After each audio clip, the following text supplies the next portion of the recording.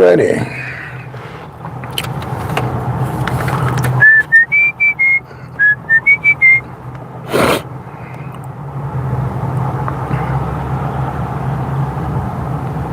So I turned all that off.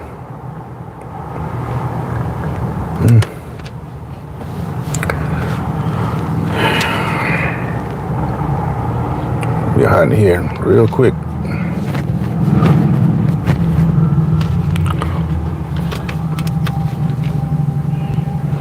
Look kind of rough.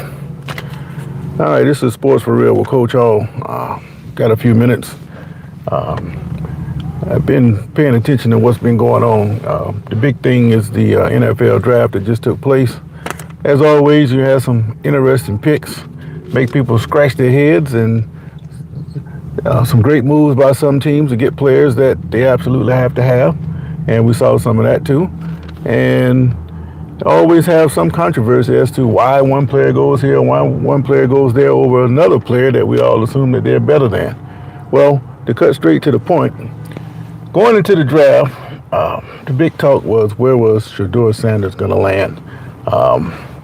You hear all kind of things about this guy. He's supposed to be cocky and arrogant and all of that. Well, a lot of football players are cocky and arrogant, so there's no problem there. He has the athletic talent. Doesn't matter how many awards you win, but just by looking at the film and following him that the guy has the potential to be a player on the next level. And there was a lot of hype surrounding the situation. Well, I had said before the draft that maybe I kind of predicted what was going to take place. I was more referring to, in the situation that I gave, about Travis Hunter. He had made the statement, or it gave the impression that if no team was willing to allow him to play both ways, then don't draft him. So my response to that was, you can't really dictate to these teams about how they're going to use you if they were going to draft you.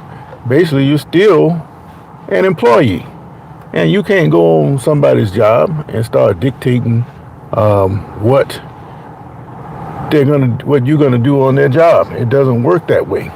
And I'm sure that Jacksonville could use Hunter on both sides of the ball, but you still cannot come out and start dictating to what teams can do if they were to draft you. Last I checked, they're gonna be the ones that signing your check.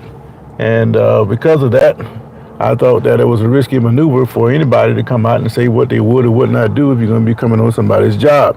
It just does not work that way.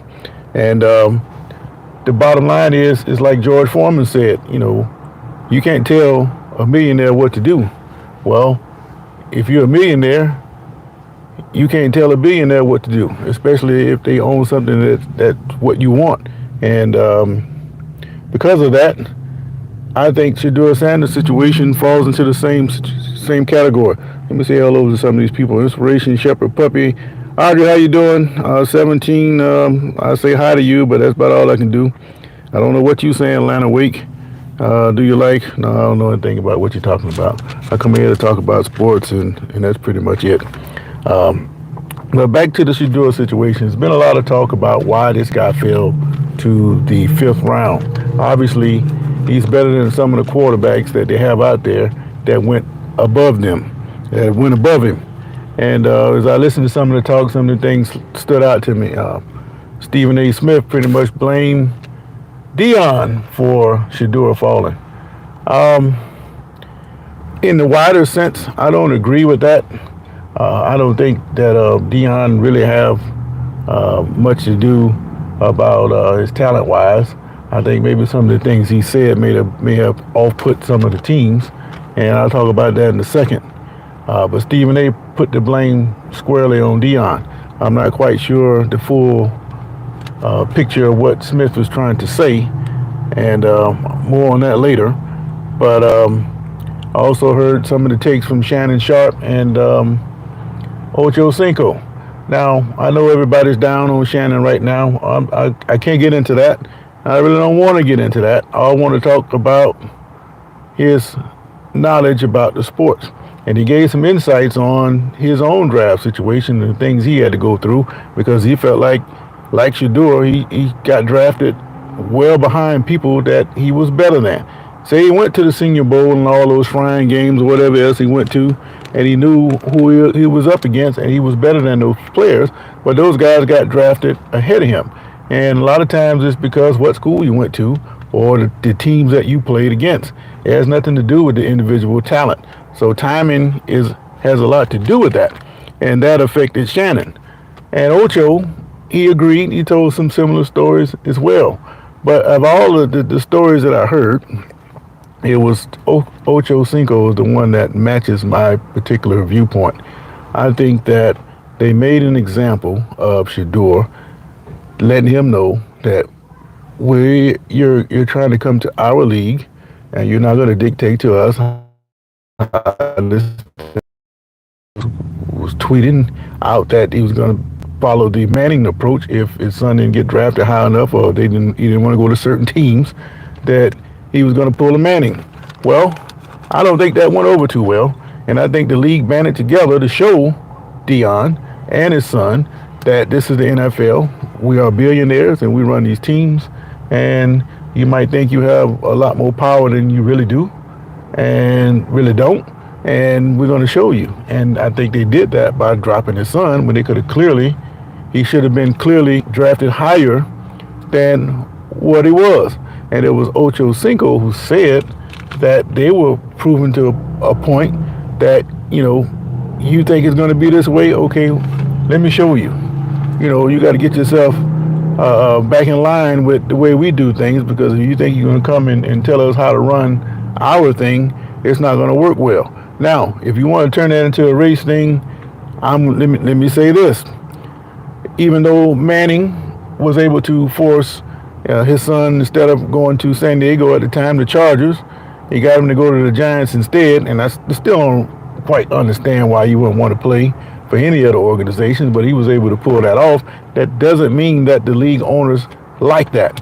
And they probably said then that'll never happen again.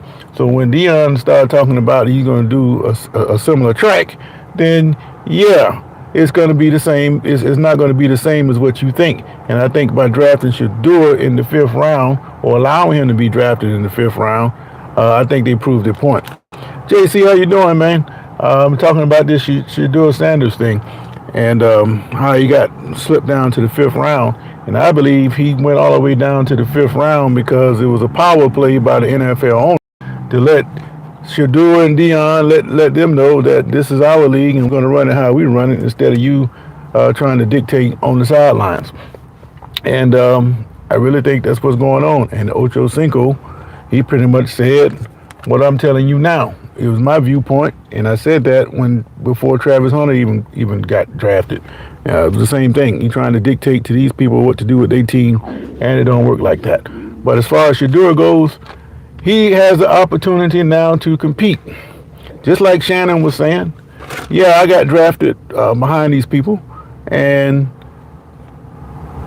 I still get a chance to go to camp with these people, and I get a chance to show them that I can really play. Well, the Browns picked up Dylan Gabriel out of Oregon, quarterback. He's going to be going to the same camp as Shedeur. So now you get to see these two guys battle it out in practice, and we're going to see who is the true top draft choice. And it's going to play out that way, and we're going to see in time which of these were the better draft choice. But again, I don't think it had anything to do with talent. It had something to do with the league proving a point to the Sanders family that we run this, and even extending that to the other son, Shiloh.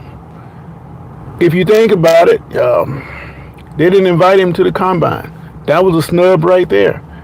He's good enough to be invited to the combine. I think personally, this is somebody you can game plan against if you're an opposing team. But he seems to be, this guy here has a personality to try to overcome that. So he has signed a free agency contract with the Bucks, and he's going to get an opportunity to compete. So then it comes down to, can you really play? And you get a chance to earn your pay. So like Sharp and Johnson was saying, these guys out here, and they're getting these NFL checks for a couple of years, but then they don't have but college production. And I see the same thing with the NBA. Some of these guys, they're making these long checks, but when it comes time to really play, they don't show up. I've been saying all along about the Nuggets and the number 2 guy, Jamal Murray. He hadn't been producing like he's supposed to. Now, yesterday they got lucky because another guy, Aaron Gordon, he stepped up through all his pain and back injuries and everything else. When it was time to play to win the game, he was there. The man caught the ball out of the air and jammed it home just as the buzzer was sounding, and it was a walk-off slam. That's the first time I've seen something like that since probably the '83 Final Four when you had North Carolina State upsetting Houston. And it was just that bang, bang. They had to review it, and just so happened the ball had gone through the cylinder enough when the clock went off to allow that point to score. And that guy stood up and played. And guys like that who fight through adversity instead of just getting a little ankle injury or hip contusion like John Morant, when it's time to play, he wasn't there. And I think some guys like Gordon need to be applauded for doing their job through the pain and the injuries that you suffered through to come through in the clutch like that. And that's what you want to see as a fan of any sport, and especially if you're coaching that team. JC says, I agree, the owners got together to prove a point to Shedeur and Dion. Well, the question is now, what's going to happen next? Will they get allowed a chance to compete? Normally when you're a late round draft choice like that, or a free agent, they're signing you to be a camp body. They just need X amount of people in camp to get reps done, and they'll invite these people in, sign them to a contract, and if you just happen to show that you're good enough to play in the league, all the better for the team. But for the most part, these guys are camp bodies. So even though they've been picked up, will they get enough reps in camp to legitimately have a chance to make the team? That remains to be seen. I think that's the only question that's hanging out there. But going back to the guys being overpaid, a lot of these guys in the NBA, they are very inconsistent. You take a guy, Jalen Green, down the stretch, he couldn't hit the broadside of the barn and do anything. And then in game 2, he came up out of nowhere and got 38 points. Then last night, when they needed him to score more, he only come up with 9 points. Well, you can't depend on that if you're the Rockets. Just like the Nuggets can't depend on Murray when he comes out and scores 5 or 6 points. If it wasn't for Gordon and Porter Jr., then the Nuggets are going to get blown out. So if you look at the contracts that these guys are making, it doesn't really matter what they make. Is the teams are signing you to be consistent. And Green is not being consistent enough, especially when it counts the most. The thing about Green, at the end of the game, he gets into a verbal confrontation. I want to go back and forth with Draymond Green. Well, the time to do that was during the game. Well, the game's over now. What you got to talk about? Get him in the next game. But he's not scoring enough or producing enough to make it even worthy enough for him to get into an argument with somebody like Draymond Green. And same thing with Jamal Murray. He got bailed out. And today, Malik Beasley, they need more production from him. This guy shot over 300 threes during the regular season, and in the last couple of games, he can't hit nothing. He came up and hit 2 threes in the end of the third quarter today, but he didn't do a whole lot. And it's not consistent enough for Detroit to survive. And because of that, they got stung. Now they're down 3-1. He's going to have to show up in game 5, or they're going to do like Memphis, back the U-Hauls up to the stadium and can't wait for the game is over with. So are they going to play? In other words, are they going to play or are they going to fold their tent? I don't know. All right, the Cleveland GM said Shedeur is a guy we wanted all along. I guess they didn't want to pay him first round money. Well, that's not an issue anymore because those contracts in the first round are set. They got a rookie salary cap. So if they didn't want to pay Shedeur first round money, I don't see how that can be the case. Watson, he's got his money. He's going to be on IR for the most part. So we don't have to worry about him. Gabriel is going to get more money than Shedeur. I don't see what the problem is paying him first round money when you have a rookie salary cap. And it almost to the point where Shedeur, hell, he might have well stayed in college if it was all about money. He's making more money in NIL than he did he's going to make on his first rookie contract. You know, they don't make a whole lot. He might make a little bit in guarantees, but still, for the most part, he's not making any money, man. And you know, it's all about where you want to be. Does he want to be in college? Does he want to be in the pros? But I think if those guys probably just went through the process and didn't say a whole lot and be humble and respectful for being in a situation which they should be, because even though you see these guys on TV, there are a lot of guys picking up the trash or going to the warehouse every day, every bit as good as the people you see. But for whatever reason, something happened to them. They broke an ankle and couldn't get it fixed right, or something happened that took them out of the equation. But there are a lot of athletes running around the streets, average everyday Joes, that if you didn't know what kind of athlete they were, then you would completely miss it. It just so happened you have to be very fortunate to get to the point where it's time to get drafted, because like I said, there's athletes everywhere that just didn't get through the cracks the way that it was necessary to be on the top level. So even though these guys are very talented in the professional ranks, you also have to be very lucky to get there. All right, now, today you got Doncic. He's going to bounce back today, supposedly. He only scored 17 points the other night, and I'm hearing now that he was sick. Well, I don't know about all that. Normally when a player is sick in the NBA, they usually do pretty well. And they're thinking that he's going to come back out and play much better today. Brunson, what? JC? What do you mean? Olaye? I don't know what that means. He turned his ankle, and they went and retaped it, they said, but I don't think so. I think he got it shot up because he was laying on the ground like his ankle was really gone. And he come back out, and 10 minutes later and seemed to be all right. And they needed him down the stretch. Yeah, he did. He played through a sprained ankle, but he said in the post-game interview that it was all right. So I don't know. I don't know if that's the case or not, but we'll never really know. All I know, I give him credit for getting out there and playing, because like I said, a lot of these guys in the NBA, they get a little tweak, then they want to go and sit in the stands, you know, watch the game like everybody else.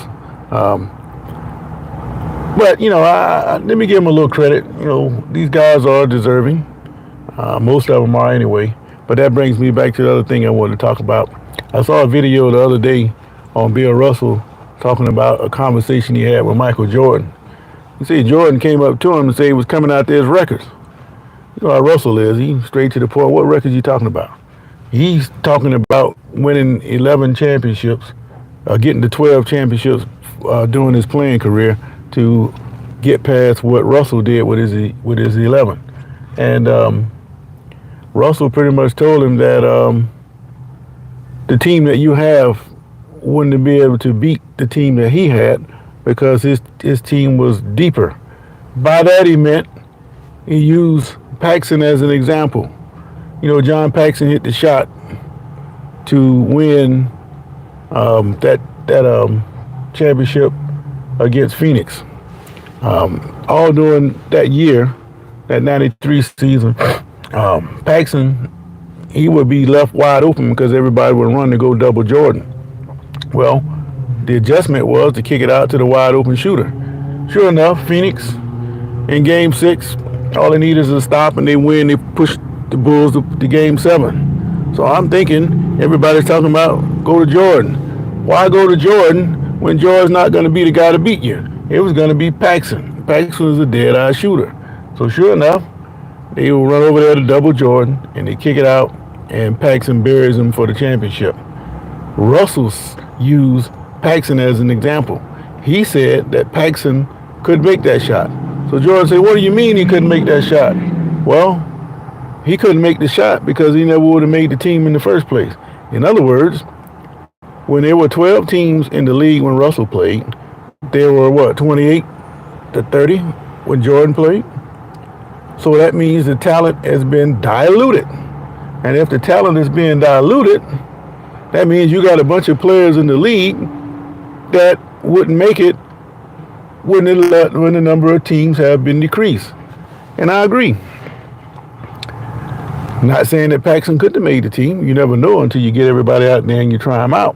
But I know from tryouts experience, people have an idea about the players that they want to pick all along. The only loose end is, can somebody come out there and catch their eye? And sometimes it happens, but most of the time it does not. So backing up what Russell said, Paxson probably would not have made any one of those teams back then. So it's all a matter of being in the right place at the right time. But it was interesting to hear what Russell had to say about the league basically being watered down. And I think now you have a bunch of guys that are playing in the league that aren't really professional caliber players. It's just because that they have so many teams that gives them opportunities that they wouldn't have when you have a lesser number of teams. All right. Anthony showed he's a clutch player today, hitting those 3 key pointers down the stretch. Yeah, those were big shots he made. And Towns, he comes and goes. I like to see that wheel of wind down the stretch there, because there have been times where you wonder if he's going to show up or not. You wonder what kind of player that is going up and down the floor, because he's not always consistent. But he showed that he was the missing piece with the Knicks in this series. Basically, the Pistons have outplayed New York. They pretty much stole game 1, and they got away with game 3. And today, it came down to players that didn't show up for Detroit. Beasley is one of them. Yeah, he ended up with about 12 points, but they need those 3-point shots on a consistent basis to make everything else flow for Detroit. And Beasley did not do it. And like I said, Green, there's no reason in the world why Green shouldn't be scoring no more than 9 points in the playoffs, and especially in the pivotal game 3. Now, if he comes out in game 4, which should be tomorrow, is he going to score more than 9 points? They're going to need him to score at least 20 to be effective. You can't depend on Van Vliet. Van Vliet got hot the other night. That doesn't mean he's going to be hot that way the next game. So they really need all their players to be hitting on all cylinders for them to have a chance to beat Golden State. Now, I don't know if Jimmy Butler's coming back or not, but I noticed when Butler's on the floor with Curry for the most part, and Butler's not scoring a whole lot of points. But at the end, and when they went to the playoffs, then Butler started to score. If Butler scores 20 plus and Curry's scoring 30, then Golden State's going to be hard to beat. But now that Butler was out, and you didn't take advantage of that defensively at Houston, and Curry still scored 30 points, and you lost, you have to look at the locker room and point to the people that aren't producing. And a guy like Jalen Green, he might have been in the Paxson category, according to Bill Russell, because he's not producing like a professional player, the one that's supposed to be the top scorer on your team, to produce when you need him the most. And if you can't produce when they need you the most, then what good are you really? Think about it. So he scored 38 in game 2. He might need to score 38 in the next game.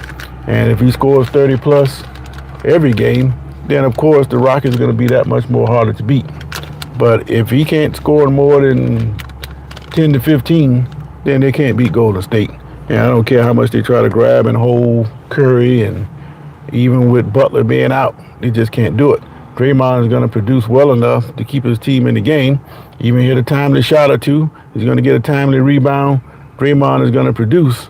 And I would depend on him more than I could ever depend on a guy like Jalen Green or Jamal Murray from the Nuggets and Malik Beasley from the Pistons. And there's a whole bunch of other ones out there that are getting NBA checks, but they're performing on a college level. So take that to the bank.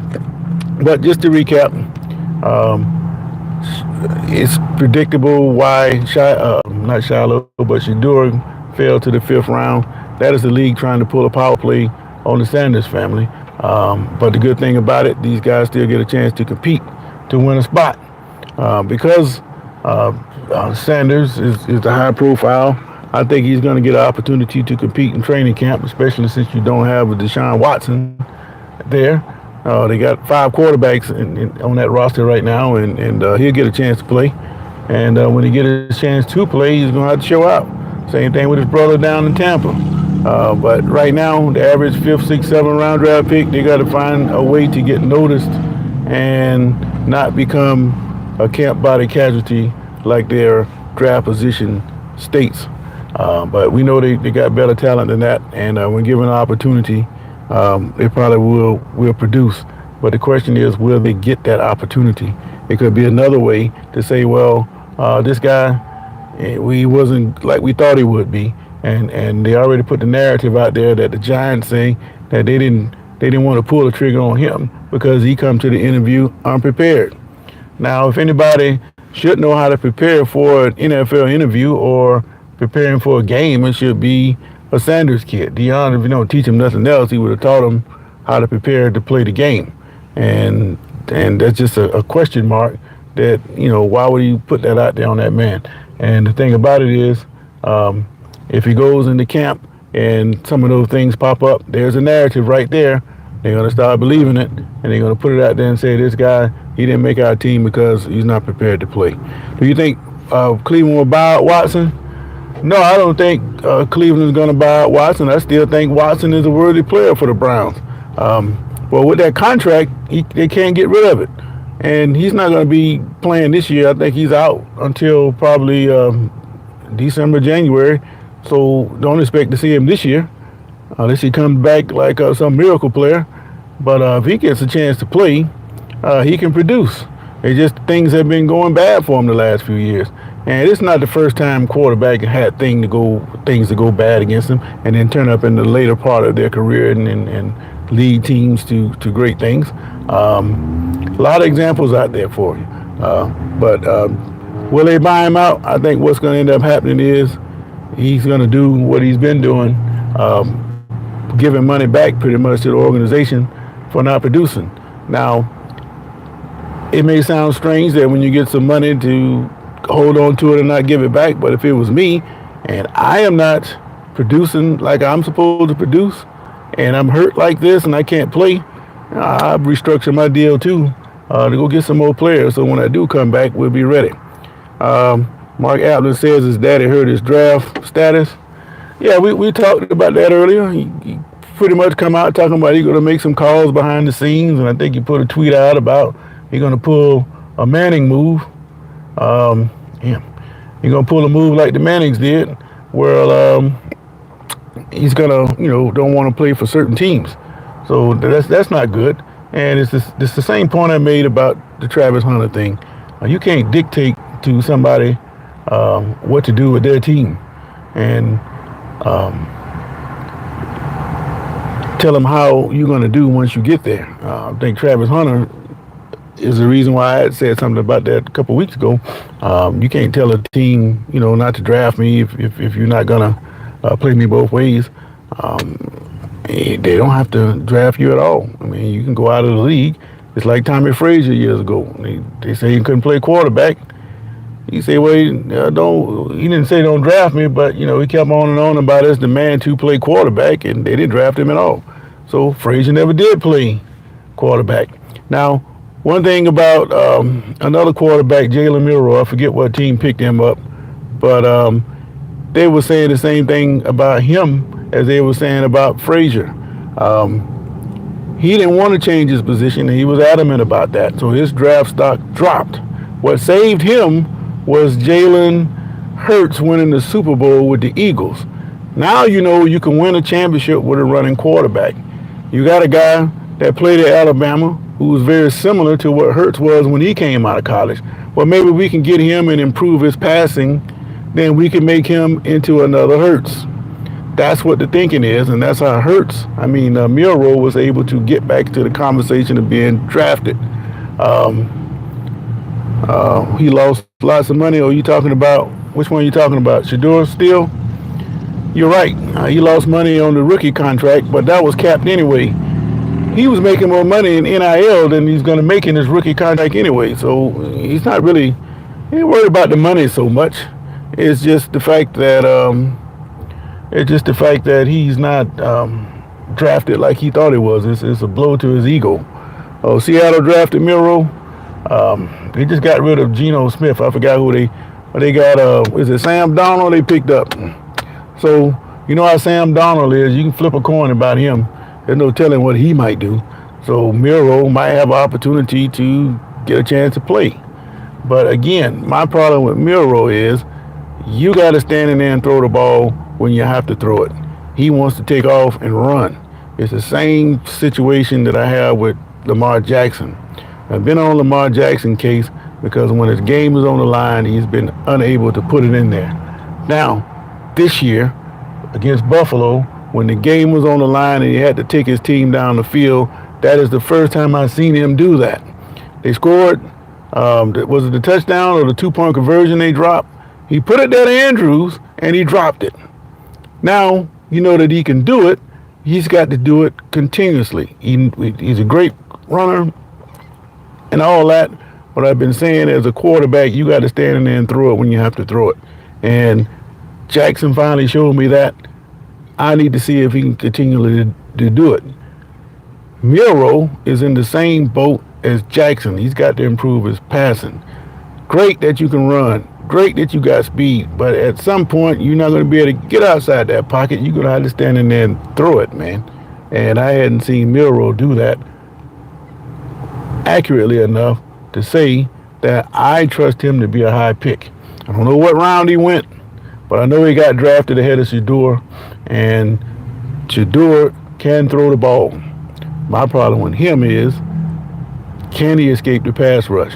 And I think another thing that may go to why he dropped in the draft, it leaked out or it got to be a storyline. I don't know how true it is, but they said that he would take a sack in college to keep his pass percentage high. I don't know how true that is, but I do know one thing. If he tried to pull that in the pros, it won't be too long before those dudes call him out for that. And it wouldn't be too good in that locker room for him. And I'm hoping that that is not the case. And that would not give you a good look. And if that's the case, that would be a really good reason to drop you down in the draft, because it seems like to me you're only in it for yourself. I gave you guys an example the other day, and I was talking about this baseball team I coach, a high school baseball coach. We're having a tough year. I have to use the DH because I'm in a situation where I don't have, down here is travel ball. If you don't grow up playing travel ball as a young kid, you're not going to get very much experience. And when I was coming up years ago, we had City League and it was free. Not that I could have paid for travel ball, but that wouldn't have been a top priority expense in my household. So I wouldn't have got the playing experience to go play baseball. And the kids now that don't have the money, they ended up not playing, and they'll come to me in the 9th or 10th grade, or some of them 11th grade, talking about they want to play baseball. Well, you're already 10 years behind everybody else. And if I got 15 players and 11 of them just like that, I got a problem. So this is what I'm dealing with. But we work at it. We've gotten better. And down here, when you go to the district, everybody is 0-0. The only thing the regular season does is give you a seating. So when you go to the district, you go in your seating and you play. So in this particular case, we have a 3-run lead. All we need is 3 outs, man, and we win. A big game for us, a big shot in the arm. In the district, win or go home. The kid that I had playing in the outfield or in the field, I won't say what position, I had his batting position DH'd. He didn't hit all game. And because he didn't hit, his attitude deteriorated the entire game. So when we got to the 7th inning, all we need is 3 outs to win. This guy, he doesn't want to go on the field. We had to pretty much push him out there to get him to play. I didn't have nowhere else to go. I put the best lineup I can have that particular day. I needed this kid in the field. Now, if I had enough players, I'm taking him out of the game and I'm taking his number. That's what I should have did, regardless. Because he didn't hit, regardless that we have 3 outs to win the game, his attitude falls apart. Got a problem with that. All right. Some say Miro's size is bigger than Shedeur. That's why he got drafted before Sanders. Well, that size don't mean nothing. Can you throw the football? Doug Flutie wasn't that big. Been a lot of small quarterbacks play quarterback over the year. over the years, and I don't think that has anything to do with it. I think behind the scenes of what got Shedeur drafted where he was. Now, they could have hardballed him all the way and not draft him at all. They set the stage for all that by not inviting his brother to the combine. Why not? You know why now. All right, Shedeur will have fixed good with the Giants, learning from Wilson. Okay, so Shedeur will have fixed good with the Giants, learning from Wilson and Winston. Well, I think he's trying to say he would have been a good fit with the Giants. Yeah, he probably would have been with the style they play. Kind of have to play a run-oriented game in that cold weather. Cleveland is a similar type environment. You see how they beat Pittsburgh in the snow last year. You never know about the weather coming off that lake. So you have to have that running game to protect your quarterback. And play action, he's good at play action. He'll put the ball in there, but the question is, can he escape the rush? If he can escape the rush, then he can get it in there. Well, like I said, it's something besides his talent that got him dropped, and it's more of a political thing. I think that the league is trying to tell him, look here, man, we run this, and you think you're gonna come here and do what you think you're gonna do? We got another thing for you, and I think that's the real issue here. But I've talked to several people over the last couple of days, and they tell me, some of them say it just ain't that good. Well, maybe in the circles of the NFL behind the scenes, maybe they're saying they're just not good enough to be a first round pick. But that remains to be seen, because like I said, he's going to get the opportunity to compete with Gabriel straight up to find out. I don't know what this guy doing. To find out just how good he can be, or just how good he might not be. We're going to find out pretty soon. They're going to have their mini camps, and then the real camps open up in July, and it's going to get pretty hyped. And all you can ask for as an athlete is a chance to compete. But if you're just a front runner, and all you really want to do is just be on the team and have a number, you're going to be just like my baseball player. When things don't go your way and you're sitting on the bench, you're going to cry. And then we got to get rid of you then. So when this kid comes back, I can't deal with him. He's going to be a senior next year. Unless he comes back with a brand new attitude, then I can't deal with that. Because I needed the defender in the field. All we needed was 3 outs, and we didn't get it. Now, what ended up happening was they ended up loading the bases on us, and they hit a walk-off double to knock me off. So I didn't get that critical game, but I think the attitude, instead of being completely upbeat going into the bottom of the ninth, hurt us with his attitude, because everybody saw what was going on, and it kind of like pulled us down a little bit, and it hurt me. And plus, I didn't have a pitcher. My relief pitcher, he was up high in the count, and he pitched pretty well up to that point. And if I had a reliever, kind of like the pros, I would have brought in a closer and would have won that game. But you got to be able to finish, man, and you got to have the right attitude when you do that. All right, Unapologetic Opinions Podcast. I'm not sure when you can have an opinion on a kid. Better players have been taken later than this, or not drafted at all. Show up to play. Well, I completely agree. Unapologetic.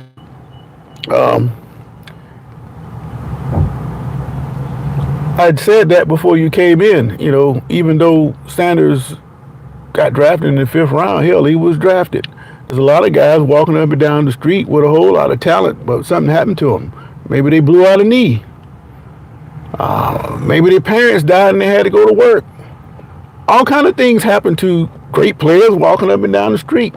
You are very fortunate to be in a position where you can go out and perform. So if you think you were just going to slide through without any competition, you was going to have to compete whether he was a first-round draft choice or not. They'll hold on to you longer if you're a top draft choice. But now is the time to see who can really play. And it's not just Shedeur. Gabriel is going to have to show if he can play. Kenny Pickett got to show if he's going to play. All you ask for is a chance. And to reference Sharp and Ocho again, it's the same thing they were saying. All I need is an opportunity, and they got the opportunity that they needed to make an impression. And then something happens, somebody always gets hurt, and in Sharp case, they moved him from wide receiver to tight end, and that made it for him. Ocho Cinco went out to California and got an offer or a chance to go to Oregon State, and because they played in the Pac-10 or 12 at the time, that gave him the big stage to go see if he can really play. So they came through and they had to, man.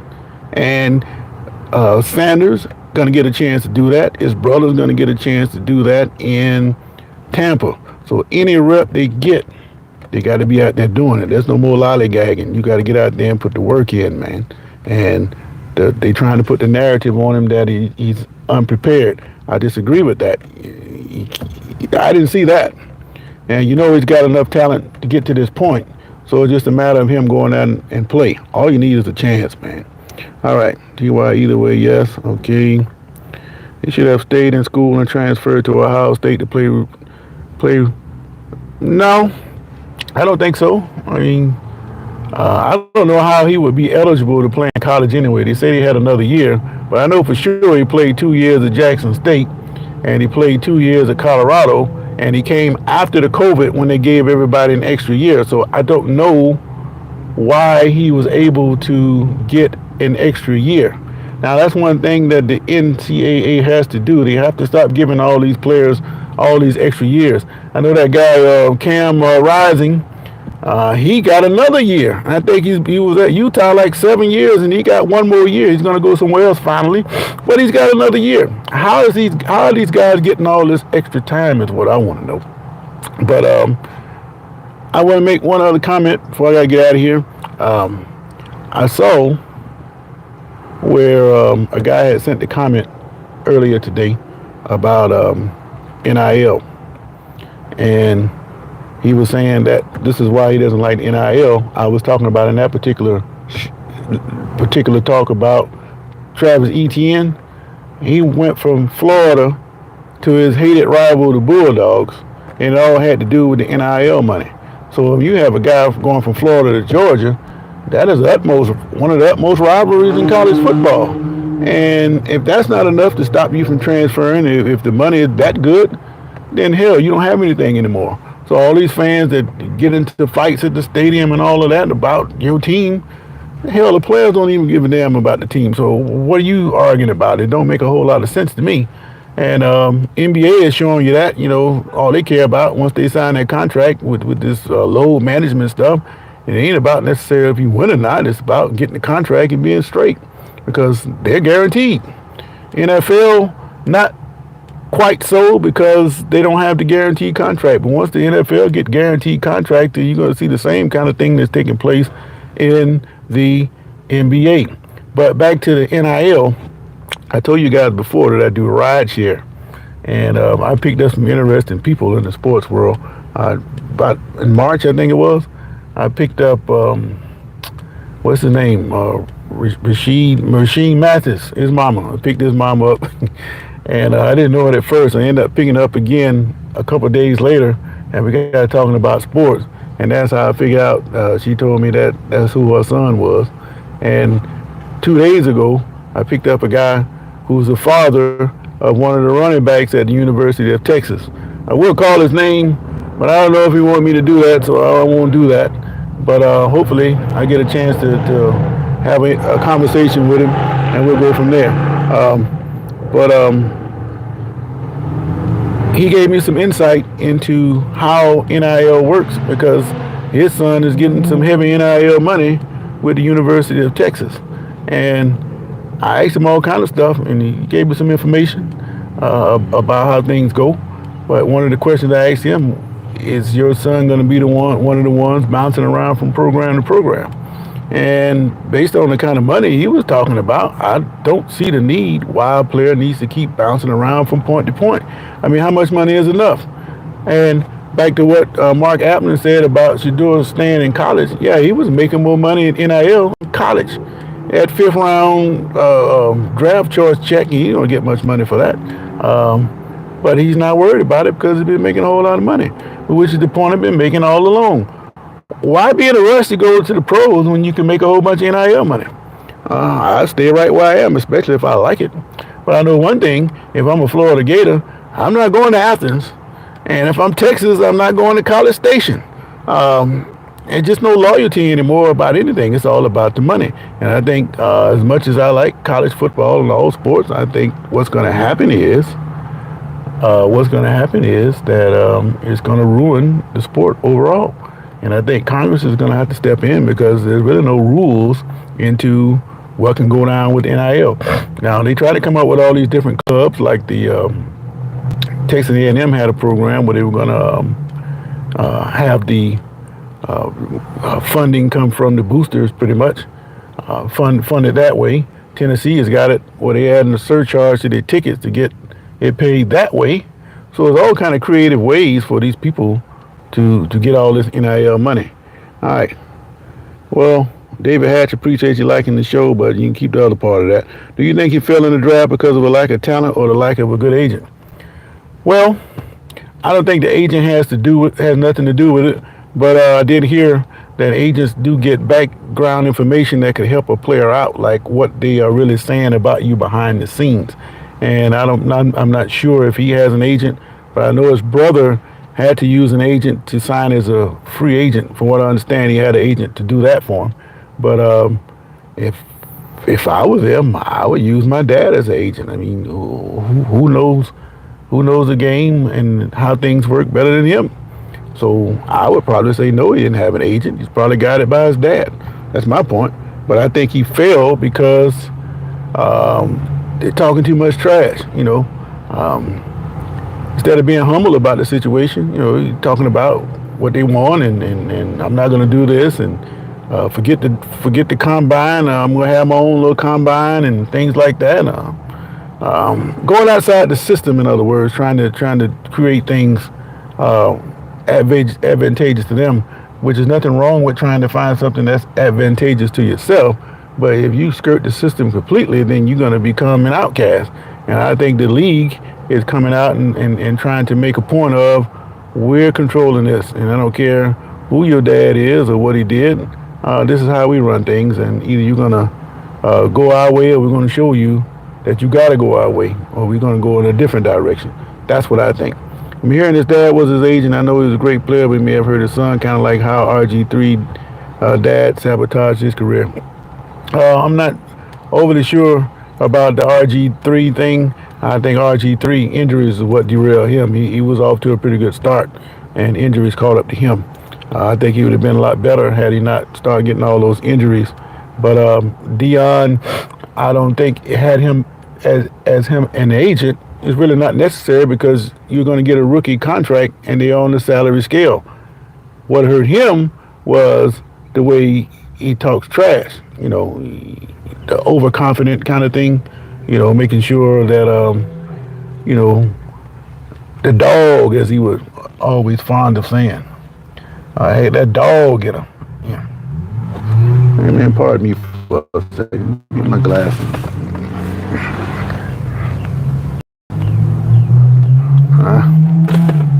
Avoid that right now. I'm trying to be nice over here, but I see things, But anyway, no, I think Deion, I don't see how he can really hurt him. I think that the comments he made earlier about the Manning thing, manipulating things behind the scene like Archie Manning was able to get away with Eli, I don't think that went over too well. And because of that, I think that it hurt him. So if Deion hurt him in any kind of way, that was it. But Deion's going to be who he is, and he can't be nobody but himself. So if you don't like it, then do something about it. So even though the league has caused him to drop, what has he really lost?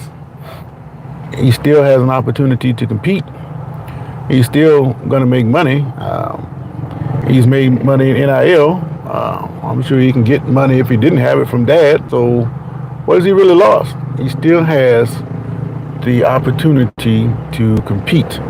And all you want as an athlete, any kind of athlete, if you really care about your sport, is an opportunity to compete. And he still has that. So he hasn't lost anything. But what they given him is a chip that he can put on his shoulder and have that carry him through the process. So he has an opportunity to do it, and I'm interested to see just what he can do with that opportunity. Travis Hunter, he's down here in Jacksonville. As you know, I did that Fango Media with the Jaguars, and I would interview fans coming out of the stadium, and he talked about all the different kind of things that they would like to see. They got the general manager, Trent Baalke, they got rid of him. They couldn't even sign a new coach because they didn't want to work with him. But once they got rid of him, they ended up getting a coach, and it's the one everybody seems to want at this point. And they're being more aggressive now. They traded up with the Browns to get Travis Hunter, and I can see him helping them on the cornerback position, and he can also help them some at wide receiver. I still don't know if he's going to be able to do it on both sides of the ball because I'm an offensive coordinator, and I know you've been playing full-time on offense, and now you're talking about playing cornerback. My whole game plan is going to be coming after you until you can prove that we can't do that. And the NFL is notorious for getting players exposed because the best coaches in the world are in the NFL. College and high school, if you got the best talent, then you're going to win. But in the pros, you better have some packages dialed up, or you're not gonna do very well because everybody's got the same talent you got, and now you got to actually coach. And if you can't coach, it's going to show. All right, last one, bro. The Browns have 5 quarterbacks. Do you think he can outplay Deshaun Watson? I think a healthy Deshaun Watson will outplay all of them, but they don't have to worry about Deshaun Watson. He's got that injury, and he's not going to be out. He's not going to be back until not this season, but the following season. So they don't have to worry about him. And if he was smart, if Watson's going to be around the facility, he can use him to help him become a better quarterback. Watson's not a bad quarterback. He just had some things go against him. All right, blue and green zone. Watson will be released. I think they're going to put him on IR because they can't get rid of that contract they signed with him. They may release him or try to trade him after the 26th season, or the 25 season, and then they'll go from there. I understand that could be possible. I'm only asking in terms of talent. In terms of talent, I don't think he's as good as Deshaun Watson because Deshaun Watson can escape outside the pocket. Shedeur, I'm in questioning that what I've been seeing in college about him being chased down by those college linemen, and if they're able to catch him in college, they're going to catch him in the pros. But that's when I started hearing things about he taking sacks just to protect his passing average. Big problem. I hope that's not the case. All right, Mark M. Watson was washed 5 years ago. No, I think Watson's been in trouble for the last 5 years. He had that massage thing, then he got hurt, then he came back, now he hurt again, and that's no good. But anytime you start talking about a quarterback being washed, unless his arm is gone, he can still play, especially nowadays when you can't really breathe on a quarterback without getting a penalty call. So it's almost like flag football with pads on these days. You do it fair because of arm strength, in my opinion. Well, they say he's got a bad arm strength, but if you look at the film, he's putting it in there, and he's playing against the same kind of teams those other guys are playing against. And in the NFL, it's all about timing.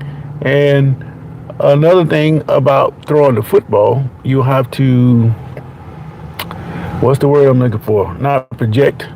You have to be able to feel around, and I'm having a blank today. I know what I'm trying to say. You have to anticipate where to throw the ball. It's not all about waiting till the guy makes his break. You have to throw it and anticipate it correctly. And if you can do that, that makes you a better player altogether. And you can't wait till the last second or see it late and then try to zoom it in there. You're late at that point, and you're going to get it picked off. So I think his arm is strong enough with a team like Cleveland. They're going to have to run the football, and they're going to run play action. And when they run play action, that's on the timing. If it's not there, then you got to get rid of the ball or take off. I think he can do that. But they're going to have to get the running game to go with that. And they had Nick Chubb. I don't think they got rid of Nick Chubb, but Nick Chubb got hurt again. So that's going to play a part in it. So, if the Browns are able to run the football, they can be okay with that. Now, one thing about the Browns, they kind of like Pittsburgh. They ain't done a good job with their quarterbacks. Baker Mayfield, he struggled because he was new to the league, but I think he could have stayed with the team. I think they gave up on him too soon because it's all a hype thing. I forget who the quarterback is they drafted behind Mayfield to ship him out, but he goes somewhere else and now he's playing pretty good football. That happens all the time. So if you get rid of Watson, Watson's what, maybe 30 now, 28, 29? He's not much older than Trevor Lawrence. They played on the same team, but Watson, he still can be effective once he get himself back to playing shape. Chubb surprised me. He could have been the best running back in the league. Well, it's not like he did it on purpose, but it's not the first time that Chubb's been hurt. He blew that knee out once before. I think he was in Georgia when it happened. I think he was playing against Tennessee. Just happens that way. But I don't know how long it's going to be before he's out. But I have to question the weight training program. Now, you tell me if I'm wrong. Nick Chubb, in high school, he was lifting all those heavy weights and squatting, and he got those pistons for legs. And I wonder if all those heavy weights that you lift take a toll on you at a particular point that lead you to injuries. And as I think about that, I think about some of those bodybuilders that you see on Netflix. I can't forget the guy named out in California. He had the chest problem. He had to stop because he get these pressure chest plate problems and things by lifting too much weight over a long period of time. I wonder if you have the same problem if you're lifting too much on your legs. And I think that might be Chubb's real problem. All that extra weight, it just can't take it anymore. And that might have something to do with it. All right, yes, the Browns' whole program was a problem for years. Maybe they need to trade quarterbacks with the Steelers. In a way they have. They got Kenny Pickett. I thought Kenny Pickett was pretty decent. And if Pittsburgh would have worked with him, they could have had a quarterback. But now they got themselves in a situation where you waiting on Aaron Rodgers, and Aaron Rodgers might say to hell with all y'all. Then what you gonna do? You might as well kept Pickett. And I think what they should have done was assigned Justin. The dude went to the Jets. They should have kept him. Could, but look at Jalen Hurts. He squats 600. Yeah, but at the same time, we hadn't seen the book on him. You know, you don't run the ball as much as Nick Chubb does. So that remains to be seen. Browns got 5 quarterbacks, yes, but Watson, he's going to be on IR this year, so don't worry about him. And somebody's going to get cut and probably re-signed to the practice squad. But right now, I think the real question mark nobody's talking about is the immediate competition that's going to take place between the so-called number 1 Sanders and the higher draft choice, Dylan Gabriel. Which one of those quarterbacks are going to rise up the chart? And we're going to see a competition that's going to take place between those guys. And I'm waiting to see it. And we won't see it much during the preseason games. They come out and make some throws during the games. But if you're in one of the towns where they play the preseason games, where you know, if you don't know anything about the preseason games, that's just the culminating activity. They actually practice against these teams the whole week, and they end it with the game. So if you're there in one of those cities where he is, and you can actually watch the competition unfold, then you can get a full picture of who's winning that competition. But right now, I think Joe Flacco, because of his experience, he's going to be the one to start, and he's going to be followed up by whoever comes up with this competition between these two guys. And then they're going to probably put Deshaun Watson on IR, and Kenny Pickett, one of those guys probably going to end up on the practice squad. But they got too many quarterbacks right now. But I wouldn't get rid of none of them. I would keep them all just to see what unfolds. Man, you got to see this. This guy sitting next to me in his blue car, he's got like wings. He got like wings on his car, and it expands out. And what he's going to do, he's going to lift a wheelchair up. I had never seen that before. I've seen the toppers before, but that's just something I've never seen before. And lifting it up, that's a pretty cool apparatus. So now, instead of having a pickup truck like I got, you can just put it up there, and I don't know if it's going to turn it sideways or not. Now, And watch this. Once you get it level and get it set, then it's going to go up. Yeah, it does turn it sideways. Oh, man, ain't that something? I never seen nothing like that before in all my days. And slide right in there. Only if you wish you can get your quarterback to be just as smooth as that apparatus there, you might be something. Okay, Jazzy Jeff, you say Dylan is way better than Sanders to me. All right. We'll see. So we're going to come back in August. Jazzy Jeff, subscribe, and I'm going to put a program. I'm going to put it on the calendar, and I'm going to go like August 15th. Make a comment about what Jazzy Jeff's saying about Dylan Gabriel being much better than Shedeur Sanders. And we're going to find out. But it wouldn't surprise me at all if somebody got cut or released or traded. So even though Gabriel and Sanders are in Cleveland now, they may not be there come opening day. They might be somewhere else. Dylan's arm is better. Only thing I like about Shedeur was accuracy. Well, hell, that makes a big deal. And if you can look out ahead of time and you can put it in there where it's supposed to be, if you can anticipate where to throw the ball, then you'll be all right. No, he doesn't have the height, but he's tall enough to be effective. And nowadays, running quarterback is supreme. He can run, he just don't run that much. I don't know if he really wants to run. I just hope that what they say about him trying to protect his passing average is the reason why he took all those sacks. I just hope that's not true. But we'll see. If Dylan doesn't make it, it will put him on practice squad unless someone poaches him. Yeah, when you go to the practice squad, anybody can get you. They can call you up to get a contract. And I think that's what's going to happen. The Browns are going to keep all 5 quarterbacks.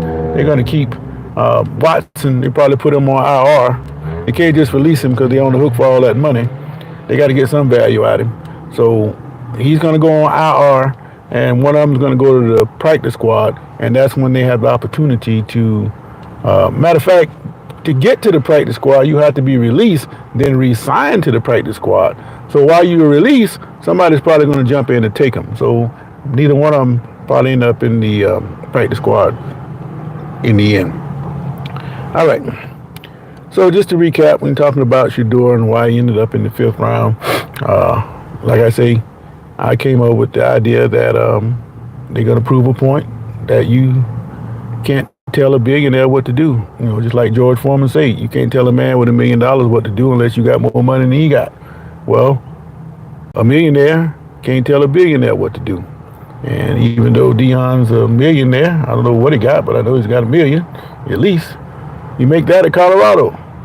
He can't tell the billionaires what to do with their teams. And I think he kind of set the stage for all this when he pretty much said he's going to pull an Archie Manning move. And I think that worked against him in the end. So I think the NFL worked together to prove these people a point. But it doesn't matter because money is not a factor. Yeah, he lost a lot of money from the 1st and 5th round rookie contract status, but he's already making money. He was making money in college with the NIL. And that makes it a non-issue. But the key thing is, whether he's only making $1, he's going to get an opportunity to go to camp, and he's got a chance to prove people just what it is he can do. And if he can't play, it's going to show. If he can outplay Gabriel, it's going to show. If he should have been a 1st round draft pick, it's going to show.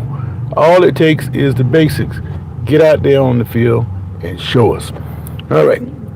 They gave him almost everything and guaranteed they only owe him $40,000. No, they owe him more than that. He restructured his contract in a way to kind of like give the organization back some money. They still owe him a lot of money, and he's not going to walk away from it. And they got to get something out of that, and I think that's what's going to happen. So we're just waiting to see on that one. But anyway, all you guys, Blue and Green Zone, appreciate you chiming in. Langston Terrace TV, who else?